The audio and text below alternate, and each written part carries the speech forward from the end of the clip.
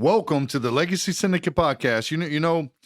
Today, Mark is going to be something that we talk about that's going to help impact the lives of everyone that aspires to have higher goals, higher dreams, Mm. higher expectations of themselves. And today, what's our topic going to be? 14 ways to raise up leaders. That's it. That's what I'm talking about. How many of you want to be a leader, or do y'all just want to be a manager, a boss? I think everybody should be raising their hands. That's it. Right now, Everybody right? should. Yeah. I believe this world has enough managers, and that's where mediocrity has taken over. I see in an employee setting, corporate America, I see the employees doing just enough work not to get fired, and the employers are paying them just enough so they don't quit. A lot of mediocrity going on. We know God doesn't bless mediocrity. He No. blesses abundance and excellence mindset. So today, during the 14 ways to raise up leaders, we're going to help you take an approach that if you implement these types of strategies in your everyday life, it's going to take your business, it's going to take your mindset and your family to the next level. So what's the what are we pointing at? What are we pointing at? There we go. Make sure you're taking notes. Make sure you're taking notes. Yeah. Note takers are money makers, my friends. You might have heard us say note takers are history makers, but I like to say money makers because we're all out here trying to make money. I don't try to make money. Make money. We're money makers. Because my bills are due whether I make money or not. The bills are still doing the first and 15. Bills don't care if you're working or not working. Yep. So the first thing we got to talk about is, I believe we hit on this on a podcast or two before, is why don't people succeed? I believe that everybody wants to win, wants to succeed in life. I believe that we were all born to win and born to succeed in life. But I think the problem is, Mark, and this is number one way to raise up leaders, is people need people that believe in them. Belief is big. Belief is huge. It's not even that you believing in me will only take me so far, but I eventually need to start believing in myself. Because Napoleon Hill wrote a book called Think and Grow Rich, and he says that if the mind of man can conceive and believe, he can therefore achieve. So as long as we can believe in ourselves, it doesn't matter how many people believe in us. We have to believe in ourselves. Yeah, belief is big. So if you're a business owner and entrepreneur out here right now, anybody that joins you in your organization, in your company, you have to pour a level of belief in them, that you're giving them a new identity that they can step into. And eventually it'll take on a life of its own, and you just create a titan in your industry. Yeah, I believe they say you as a leader should provide 90% of the belief for them, while they're only bringing about 10% of their own belief. Because at the end of the day, they joined you for a reason. That's it. Because if they could have done it on their own, they would have done it on their own. They would have never been with you. But they joined you for a reason, because they believe that you have something that they're missing out on. And I believe as a coach, as a leader, we have to believe in our people. Because if we don't believe in our people, why are we going to spend time with them? Yeah. Does that make sense? Yeah. Our coach, Patrick Bet-David, said to one of our leaders recently, they have a special, what's called Mag 7 call, right? It's a leadership call. Yep. And I believe Gaines was up here teaching, and he said, Patrick said to me something one day. He said, my job is to make everybody think that you're, what did he say? Walking on water. Walking on water. But my job is also to make sure you think, or you don't think you're walking on water, Yep. right? So as a leader, we need to put that belief inside of people so that they believe they are something big, but not too big that their head's too blown up, or that they don't want to take your direction. We're going to challenge you. We're going to coach you. Yeah, We're going to have hold you accountable. for sure. Because the worst thing a person can ever tell me is what their dreams are. Yeah. 'Cause as a coach, I'm going to make sure their dreams come true. You're gonna hold them accountable too. So number one is people need people to believe in them. Number two is people need people to have high expectations of them. Guys, it's you got to make sure that the person that you're leading knows what those expectations are, so they can meet the expectations. If they don't know what the expectations are, they're never going to be able to rise up to the expectations. And what's the saying, Mark, about a house and fire? What's the saying about that? I don't remember. You don't remember. It says a bit of fire keeps the house warm, but too much burns it down. There you go. That's it. You know what? I was thinking about this as you were telling me that, and that's why I got stumped, because I was thinking we live in such a society of low standards and low expectations that people need to be challenged in their expectations. Like when I came in business with you guys challenged my belief system. Like I thought I could do pretty good on my own, but you challenged me to push past where I thought I could go. You helped me raise my expectations in business and family and in all areas of life. And I think as a leader, we need to challenge our people to raise their expectations. Standards and expectations runs the world. And we live in such a mediocre, society right now that people they don't set high expectations for themselves. It's like you have to expect to win in life. Before every one of my meetings, I assume the close, I assume the sell. Yeah. I expect I'm going to have a new business partner. I'm going to have a new client at the end of that meeting. Yeah. I don't go in there hoping and guessing and wishing.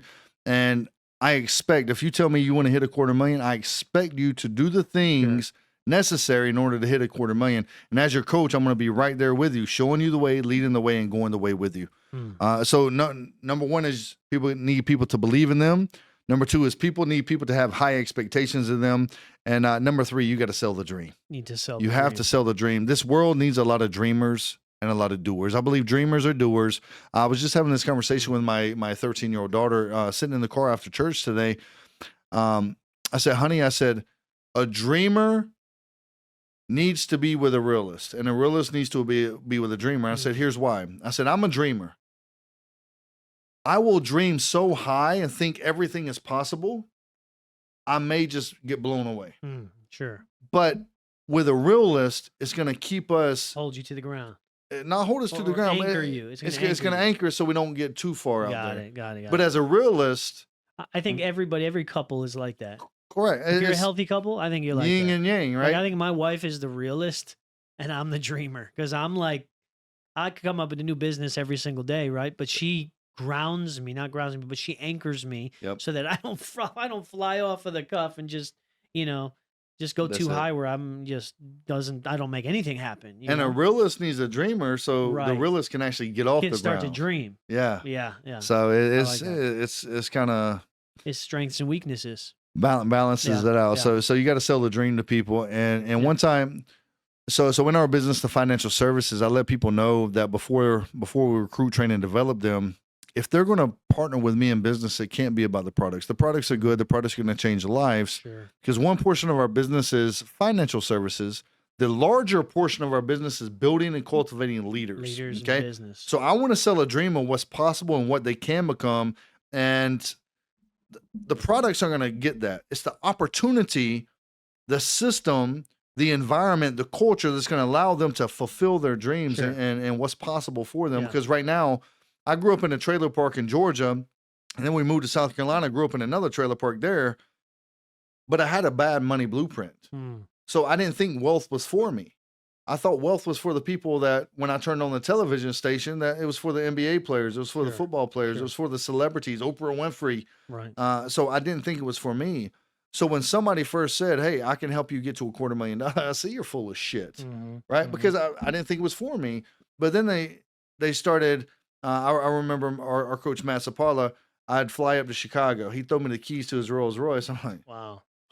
He's starting to stretch my vision of what's possible. I was like, okay, this might be for me. Starting to help you dream. So he was helping me dream a little bit. And I sat in a room with about 50 people a few months ago, and I was just asking random people, what are your dreams? Where do you see yourself 3 to 5 years from now? Not one person could tell me where they saw themselves 3 to 5 years from now. Wow. Well, I hope I have this. It was like some bare minimum type stuff.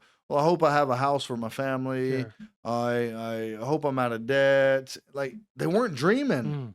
And that's what's wrong with the society in America today is they fail to dream because there's nothing outside of entrepreneurship and business ownership and having a tribe of people you're surrounding yourself with of pouring belief and vision and what's possible into you. People are just coasting through life.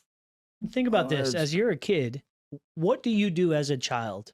You dream. You dream. What do you want to do as a child? You want to be an astronaut. You want to be a rocket scientist. You want to be a doctor, a lawyer, a teacher. You want to be all these things because you don't know what limitations are at that point. You want to dream and you continue to dream up until you're about a teenager. And then your teacher tells you you're not smart enough. You're not tall enough. You're not good looking enough. You can't do that. You can't do this. You're probably just going to get this job. And then you go through your high school, career with your dreams being crushed. And then you get out of high school, you go into college, and maybe your professors are telling you, you're probably not going to be good enough for this, or you're never going to get that scholarship. Then you get out of college, you go into the workforce, you're working a mediocre job because nobody wants to hire you without experience, and your coworkers are telling you, you're never going to get management. You're not good enough. You're not smart enough. You don't smile, big enough. Your hair's not blonde enough. You're not skinny. And so our dreams are crushed and crushed and crushed. So those dreams that we originally had as a baby, as a child, are diminished. And that's why we're walking around like the living freaking dead every day of our life. I see dead people. I see dead people all day long because they're walking to and from their job like robots, like zombies, because they have zero dreams left. Les Brown said that the graveyard is the wealthiest place in the world because that's where everybody's dreams and goals and visions go to die. Yeah. And I want to tell each and every one of you, who did you let steal your freaking dreams from you? Who in your life told you that you weren't good enough? And who were they in your life that you gave them so much power to have control over your destiny? It's never too late to make a choice to do things different. Come on. So number 4, you got to be a crusader and build crusaders. Now. Unpack that. All right. So I'm a big believer in taking it from the head to the heart. We're human beings. We're emotional creatures. I see a lot of people out here in business, they're trying to sell things logically. Well, let's say, for example, solar. Well, you can decrease your power bill by 30% if you get solar panels. Okay, yeah, we all know that. Cool. I need you to, if you want to sell me that solar panel, I need you to hit my emotions, not my pocketbook or my wallet. Does that make sense? So it's, as that business owner, as that salesman, you got to be able to find a way to take it from the head, put it to the heart, and transfer that conviction, your belief, that crusade of what you're in that business for over to me. Because I'm not looking to see if I believe in solar panels. I'm looking to see, do you believe in what you're trying to get me to believe in? People don't want to be sold something. They want to believe in something. So when we're in the financial services, we don't sell life insurance policies. I'm not a State Farm agent. I don't work for Primerica. I don't just sling policies. What we do is we give the emotion. So this is what we do. We give knowledge, and knowledge is power, right? But we give strategies and concepts on how to build and create wealth. And so by the end of our conversation with our clients, they're emotionally bought into it, knowing that their money's going to be protected. They're going to sleep easier at night. They're not going to have to worry about their family suffering a financial loss when they're gone. When at the end of the day, we're using the product as a tool to provide that solution to them, but we're not selling them products. We found a mission, a vision, and a crusade to believe in, to teach middle-class America the way that money grows and the way that money works. And we believe in it with our whole heart. So whether you're doing solar panel or whether you're a teacher teaching kids, you have to find that mission, that passion, that vision, and that crusade to believe in order to communicate that effectively to the person sitting at the other side of the table. That's it. So you and I both, we're making $30,000, $40,000, $50,000 a month. And I tell people, cool, the money's cool, the money's sexy. Sure, it allows me to, me and my family to do the things that we want to do and get ahead in life. But the money that we make in this industry is just a byproduct of the impact that we make in the lives of everyday middle-class Americans. So if we make $50,000 this month, the money is not what I'm focused on. It's what that money represents. So each dollar represents another family being educated, another family's financial legacy being solidified and secured for future generations. That's what we do. I don't sell life insurance, guys. I don't sell life insurance. Our motto here is mission over commission. That's it. And if all you're doing, your job is for the freaking commission that you're making, you're doing it all wrong. Absolutely. And that job's going to be meaningless to you in a few years. But if you're doing it for the mission, the vision, the cause, the purpose that's deeper than just the paycheck, you'll love that job for the rest of your life and you'll continue to succeed at it. That's it. Awesome. What's the next one? You got number 5. You got to raise your people's spirits, guys.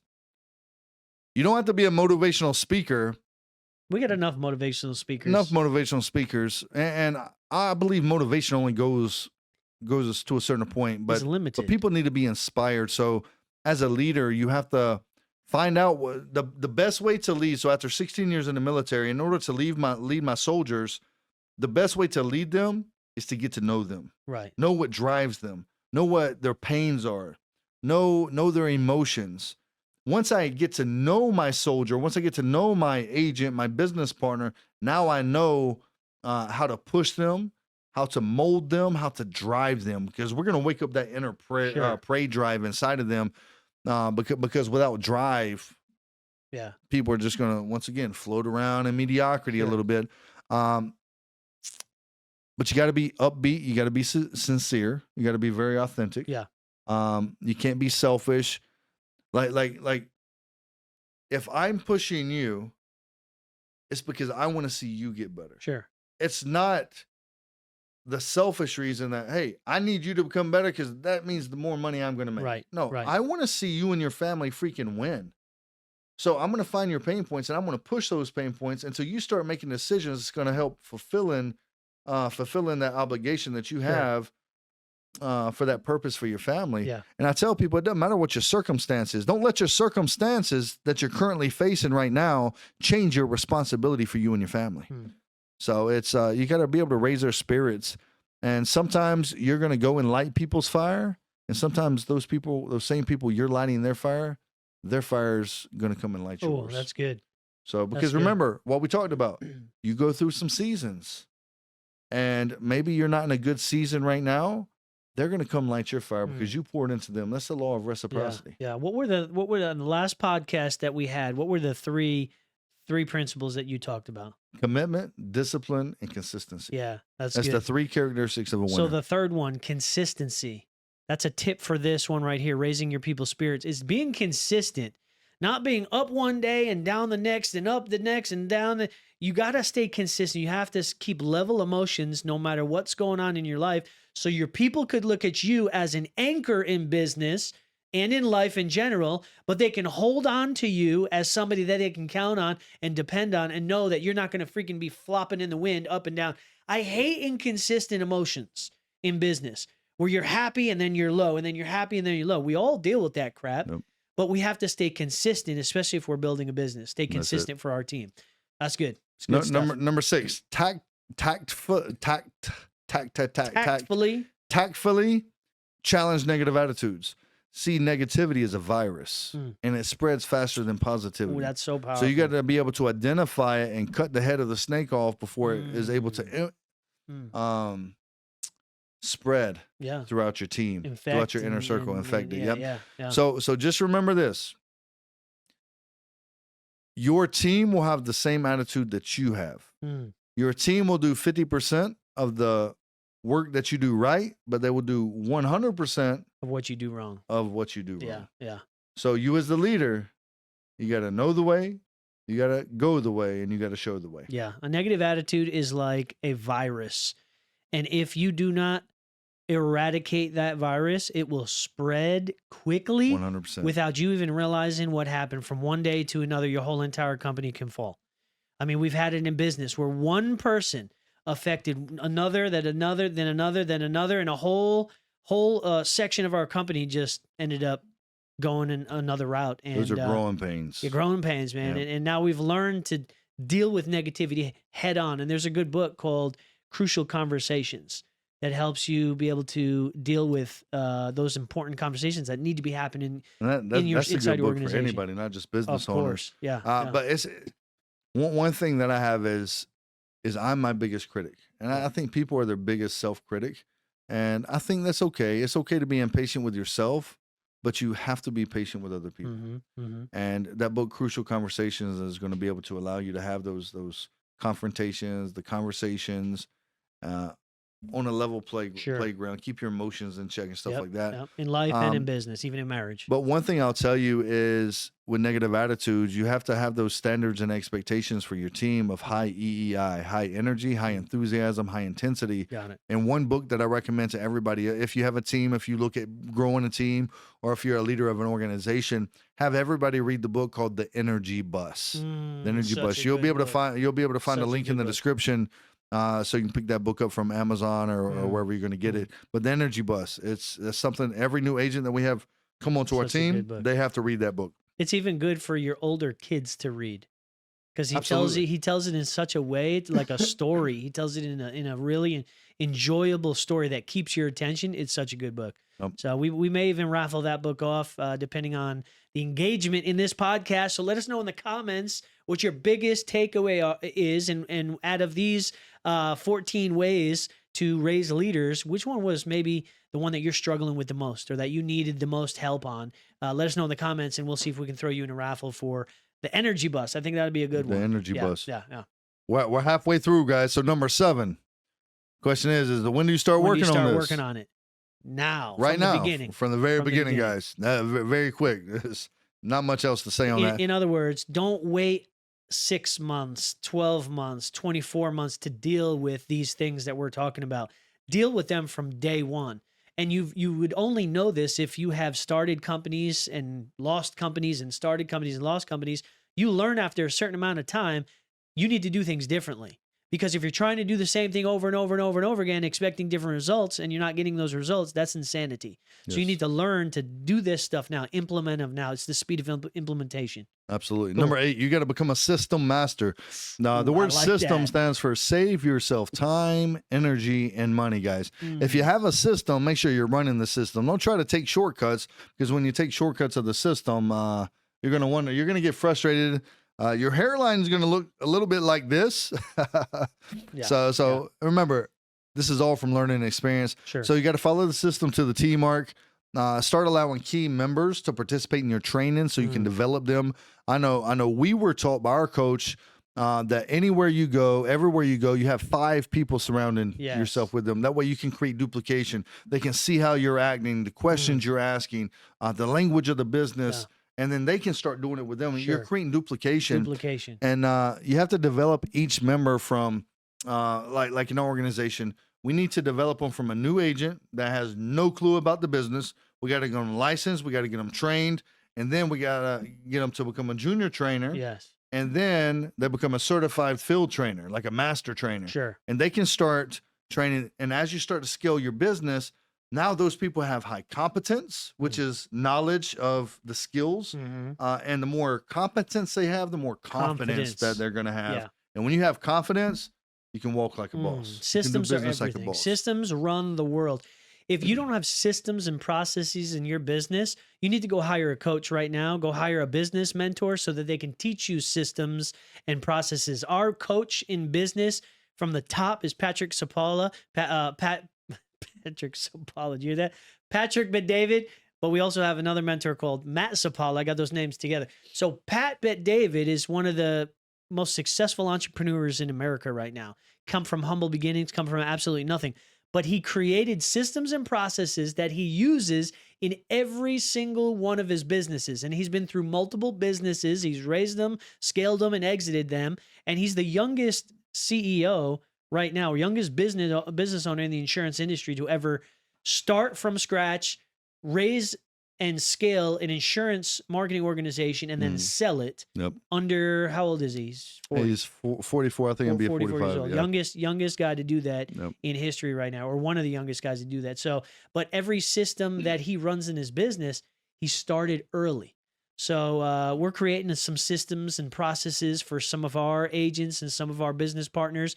We'll talk a little bit more about that later, but get a system in place for sure. Number 9, you got to challenge your team to compete.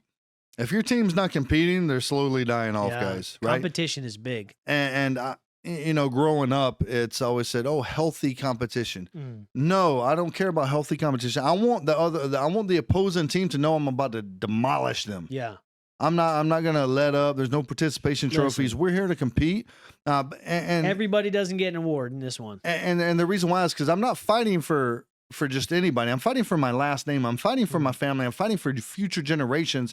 My family, they're counting on us to win. They're counting on me to win because it only takes one person in a family tree to completely change the lineage, and that's called transitional character. Yeah. It only takes one person to make a decision to be bold enough and courageous enough to go out there and be a game changer for that family, for that last name.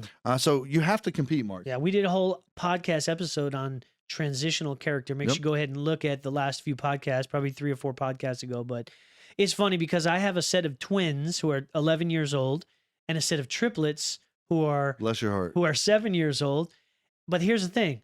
With multiples, they all want to be equal. They always want to do everything together and they want to be equal. So if one person wins a game, they all want to win the freaking game. And I'm here as the dad trying to teach them lessons of life. And I'm telling them, I'm sorry, there can only be one winner. They don't know what that means because they're the same. They're triplets, right? Or they're twins. So as a dad, as a father, one of the hardest things in life is to teach my kids, hey, listen, there's going to be a winner and there's going to be a loser. And that's okay because you, as the loser, you could become the winner next time. So you need to fight a little harder and do things a little differently in order to win that game next time. But I think that's important. We need to train our kids up, especially to know that not everybody's a winner in life. Only if you work for it and you prove that you're worthy of that championship, that's when you're going to win. That's it. Yeah, for sure. Number 10, we got a couple minutes left. Number 10, identify the doers and then separate them from the rest. That way they don't get affected or infected by the negative Nancy's. Okay. Recognize the leaders who are doing things. So this is where like we challenge people. Everything is a filter. Sure. People are going to weed themselves into the system. People are going to weed themselves out of the system. Right. So it's a filter. Hey, go watch this video by Friday. Either they're going to do it or they're not going to do it. If they do it, okay, cool. Now I'm going to challenge them again. If they don't do it, they just weeding themselves out. Sure. I know who to work with. I know who to lock onto. And don't recognize everybody. No. That's hard in today's day and age because everybody wants to be equally recognized for the work that they're not even doing. That's freaking socialism. That's where alignment comes into play. I need to make sure that the person I recognize. Okay, so for example, let's say I have an agent that shows up to the office 3, 4, 5 weeks in a row, but yet that agent isn't performing. Right. He shows up to cheerlead, but he's not performing. I can't spotlight that because he's not in 100% alignment with everybody else, because now people are going to start looking at him like he's the go-to guy. So, does this make sense? Absolutely. So I need to make sure that we're identifying the doers who are doing in different categories, and that's who we edify. That's who we lock onto and magnify to the rest of the team. Like we create an example out of them. Like what we did with you guys. Now you came in, you became a broker in 7-8 months. You crossed 100,000 within 12 months. You crossed $250,000 of cash flow income at 24 months. Mm-hmm. We made an example. So now, if you run the system, if you're coachable, if you're in alignment, they're going to follow the same suit. Sure. If they don't, they're not going to get we there. set the standard. Set a new standard. Yeah, absolutely. Yep. I believe it. Number 11, have your team experience different environments, right? A lot of people need to experience different environments so they can appreciate the environment in which they're in, right? Big Trips, events, incentives, trips. We've been told that this business is not taught, but this business is caught. It's caught, yeah. And let's say I go to a big event, a conference, and I go there. I'm getting inspired. I'm taking notes. I'm growing. I'm learning. The culture, the environment in which I am says, you know what? I'm going to go change my freaking life. Sure. And then I go home and tell my wife, and she's like, "What are you talking about?" Because she wasn't there. She wasn't there. Therefore, I can't transfer that energy, that culture, that environment over to her because she wasn't there. So I need my wife to come with me. And if you're a business partner, if you're in business with your spouse, power couples dominate when spouses are in alignment with the same mission, a common goal. Even though they may have a different purpose of being in business, as long as that mission, you have a common objective that you're looking to accomplish. Man, I love power couples, Mark. Yeah. I'm telling you. For sure. All right, number 11. 12. Number 12, expose them to big thinkers. What does that mean? Take them around people that have a higher identity than they do, right? So one of the recent activities that we did is our coach, Matt Sapala, took us to the Cowboy Club here in Dallas. Some of you guys don't know what that is. It's one of the elite member-only clubs where the Dallas Cowboys frequent, and lots of business owners, lots of millionaires and billionaires come to enjoy themselves, have dinner, and relax. Well, Matt calls us up one day and says, "Hey, I want you to come down to the Cowboy Club and hang out with me." We got to come down there, hang out with him, sit down, have a couple cigars, relax. And then all you know, these business owners start coming in, these football players, these NFL players start coming in. We're shaking hands, we're meeting them, we're talking, we're shooting the breeze. And our identity goes from here to here because we're around big thinkers. We're in different types of conversations, different setting, different atmosphere. And our identity as, as just figuring I'm just a middle of the road business owner running an insurance firm. I go from here to, man, I could be a millionaire with these guys. I could be running in the same circle. It's powerful when you bring your team around bigger thinkers. What's number 13? Well, I just want to, before we move forward, I just want to say that this was our thinking big was actually the sermon at church last Sunday. You're right. And they said it is a sin to think small. Yeah. It's a sin to think small. It's disrespectful to think smaller than the person that's mentoring and coaching you thinks of you, right? Because you're not performing. Yeah. Yep. That's big. It's a sin to think small. Who would have ever thought, man? Yeah. Who would have ever thought? So what are we on? Number 13? Number 13. Meet with your top people regularly. You got to meet with your top people regularly. Lets them know you're in the fight with them. Let you know that you're maintaining a standard. Because remember, this is about duplication. You got to constantly remind them of their goals. Hey, Mark, you told me that you were going to do this by the end of this month. We're 2 weeks in, but you're only here. Were you serious or were you just playing with me? Right? What leaks do we need to plug fast before the boat sinks? Right. So you gotta stay in contact with them. Let them know you're in the fight with them. You're in the trenches with them. You're paying attention, and you're constantly reminding them of their goals. Okay, accountability. That's all that is. Yeah. I remember when we used to meet at 6 o'clock, 6:30 in the morning. That was our accountability means at 6:30 in the morning.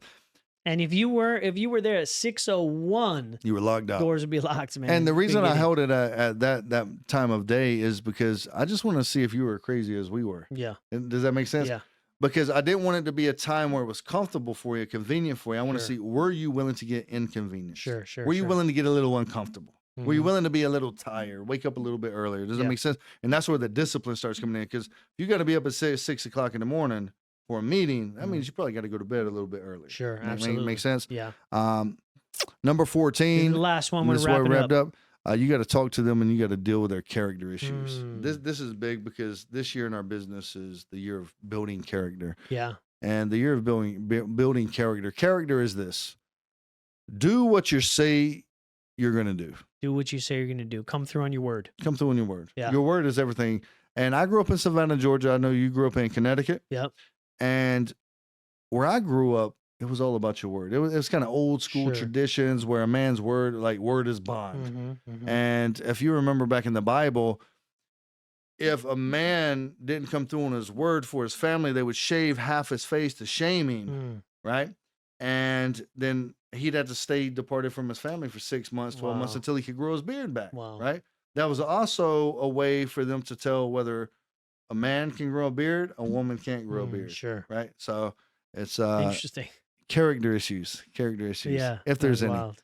Because remember, as a business owner, as an entrepreneur, not everybody's going to come to you already a winner, already a leader. You got to build them. So there's going to be some character issues. There's going to be a lot of flaws, but it's much easier to build winners than it is to go out there and actively recruit recruit people who are already winning. Because I'm not going to recruit somebody away from another organization. Sure. Because if I can do that, then what's that say about me and my character? Or talk negatively about another organization. If you got to talk negative about another organization, your organization might not be so good. Sure. So, but with that being said, that's 14 characteristics of ways to raise a leader. 14 ways to raise a leader. And hopefully you guys are taking notes. Yeah. Why don't you close us out? Give them some instruction. Yep. Just make sure you're taking notes. Get very clear on which of these you can implement immediately into your strategy, guys. But are we going to put a PDF together? Sure. Why not? Yeah. We'll put a PDF together in the link in the description. That way you can have that for your training, and make sure you duplicate this into your leaders. Yeah. Okay. Appreciate you guys. Appreciate you, Mark. Make sure you subscribe, like, and share this with your social media profiles, and we'll see you in the next podcast. God bless y'all.